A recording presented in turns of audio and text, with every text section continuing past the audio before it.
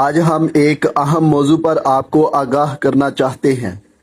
حکومت پاکستان نے طالبات کو سروائیکل کینسر سے بچاؤ کی حفاظتی ویکسین دینے کا فیصلہ کیا ہے۔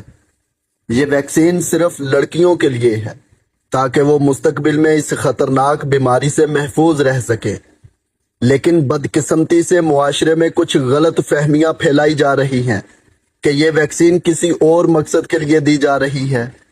یاد رکھیں، یہ بات بالکل درست نہیں ہے۔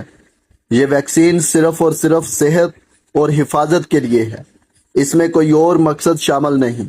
مزید یہ کہ لڑکوں کو یہ ویکسین ہرگز نہیں لگائی جا رہی، لہٰذا لڑکوں کو پریشان یا خوفزدہ ہونے کی ضرورت نہیں۔ ہم سب کی ذمہ داری ہے کہ ہم سچائی کو سمجھیں، افواہوں پر کان نہ دھریں اور دوسروں کو بھی درست معلومات دیں۔ صحت اللہ تعالیٰ کی ایک بہت بڑی نعمت ہے اور اس کی حفاظت ہم سب کا فرض ہے۔ اللہ ہم سب کو صحت مند زندگی عطا فرمائے، آمین۔